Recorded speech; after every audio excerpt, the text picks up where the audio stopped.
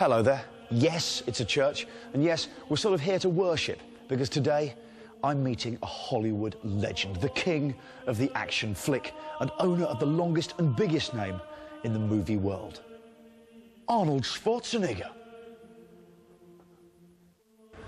In his new blockbuster, End of Days, the forces of evil are taken on by cop Jericho Kane, played, of course... Watch where you're going. I'm trying to do a thing here. Played, of course, by Arnold. And here he is.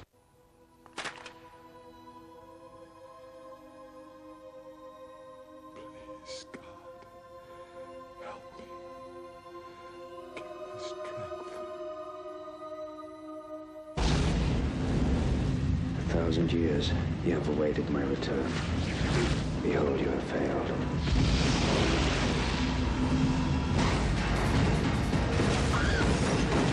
Take it easy. We're the good guys. They tried to kill me. Why? She's been chosen. Chosen for what?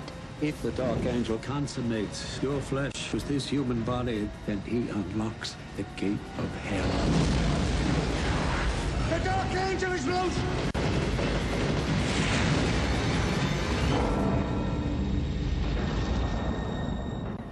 How can you expect to defeat me when I am forever and you are just a man? Hello, good to see you. Good to see you. Coming to the church. What a place to go, isn't it? We built this, do you know, we built this specially for you. Oh, see that?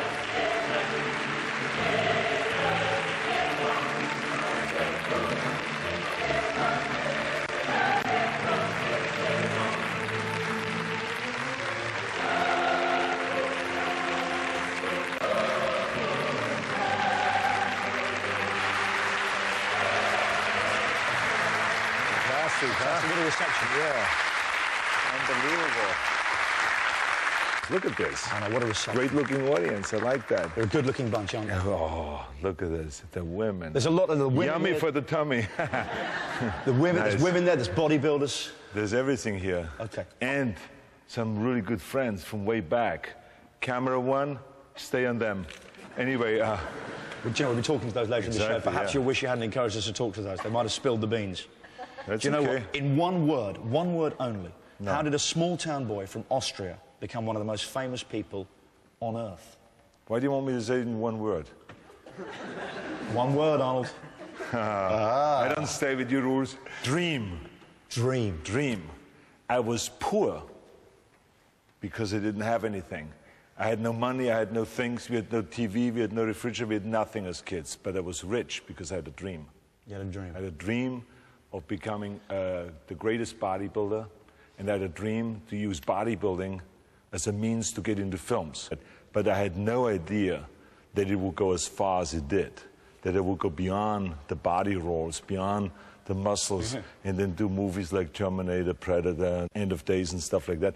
That was like, you know, I had to kind of reinvent my dream after I achieved that. Okay, but this dream, I mean, of bodybuilding, we'll come to that, but there must have been a time in your life before that when you didn't have any thoughts of bodybuilding at all. What sort of child were you? Well, I grew up in Austria. I was born after the Second World War in 1947.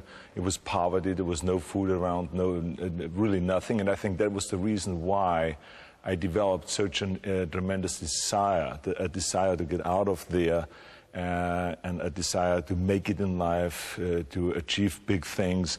And then when I learned in school later on about America and about the skyscrapers, the big freeways, the big cars and all that, I said to myself, you know, I want to be part of this big thing. At what point then did you start bodybuilding? How did that start? I read that at one point you looked at yourself in the mirror and you looked at your form and you thought, in order to be all in proportion, I must have 20-inch arms, which is wider than my legs.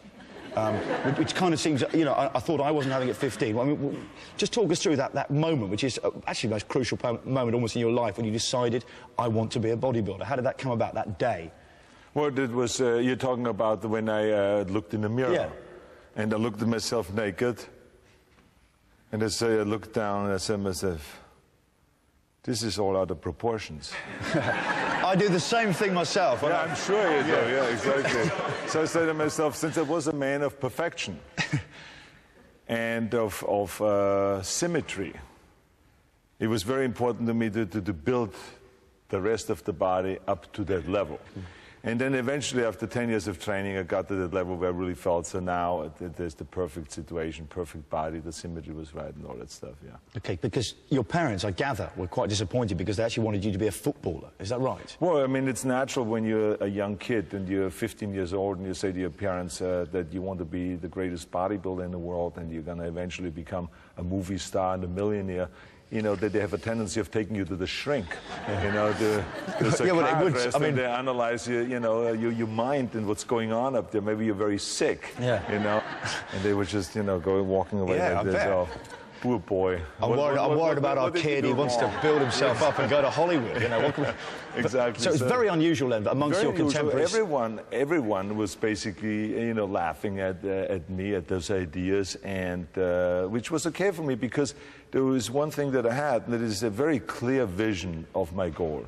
But it seems odd. I mean, sorry to break in, but it seems very odd for someone that young to have such targets. I mean, ones that at the time would be just ludicrous, and to actually stick to them. I mean, did you think at the time you felt different to other people? Did you feel you were destined for greater things? Well, I think whenever you do greater things, it's unusual. It's strange. It's weird. I mean, you know, that there are very few people in the world that does what you do.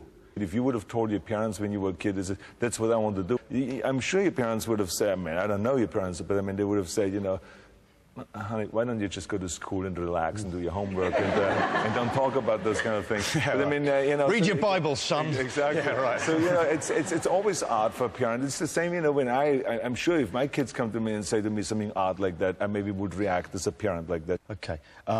What sort of food were you eating daily at this time? Do you remember the kind of intake to get that change? Well, I would say that normally, you know, you're required to eat high-protein foods. But if that's easier said than done. You know, in Austria, I mean, you know, we had once a week meat in my family because there was not the money available. So I had once a week, you know, some sausages or something like that. Like I remember one of my relatives that was in America sent over skim milk product, skim milk powder.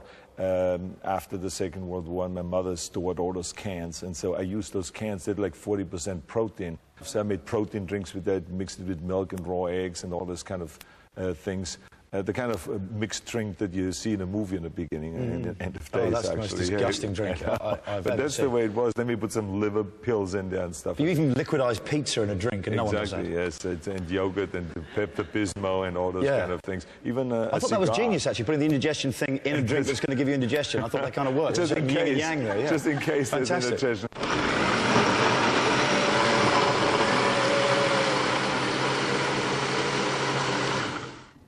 I say breakfast is the most important meal of the day.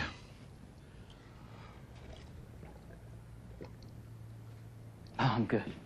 There's going to be a lot of people watching this show. It's getting near Christmas. We're about to get a time of the year when we all really overindulge ourselves. That's what you call confidence. There'll be a lot of people watching. This is an enormous rating, guys. It's a massive. This is the biggest rating you've ever had. It's the biggest rating because we've you on it, Arnold. Yeah, I like you're on that. it, Arnold. Confidence. You see, that's what makes you great. Don't knock it. Do you know what? There's going to be a lot of people watching this, millions, throughout the world. Absolutely. We've got a global audience for this, and they're all going to be overindulging themselves over Christmas. They're going to be drinking a lot of booze. They're going to be eating a lot of food. Can you blame them? Especially here in Britain. They're going to be putting on a few pounds. Can you give them any tips, just a couple of little workout things, perhaps, just to keep that at bay this Christmas? Well, I don't think that they need to do anything at Christmas time. I think everyone should just enjoy themselves, eat and drink and have a good time.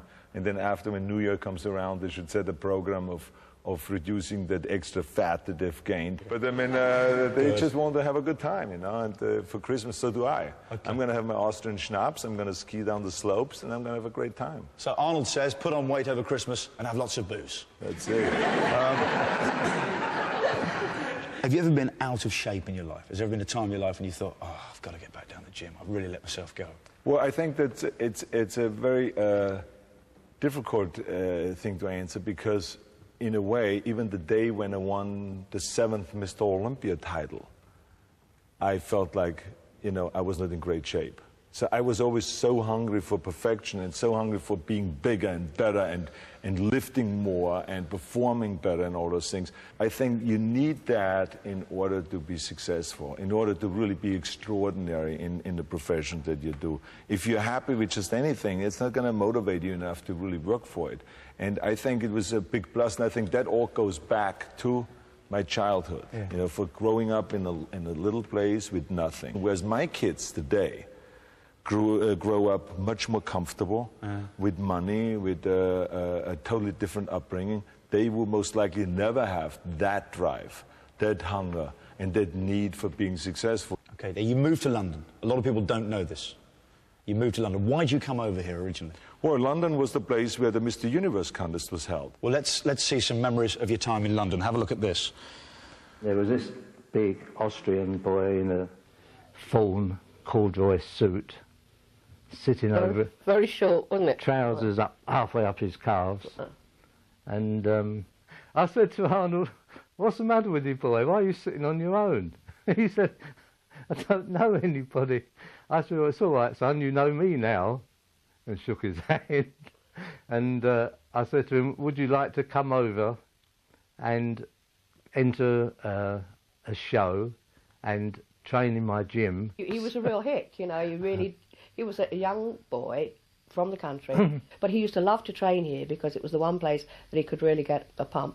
This is the gym where Arnold trained for many of his victories, right? This one here was a favourite of his. Very, very old-fashioned, but very functional.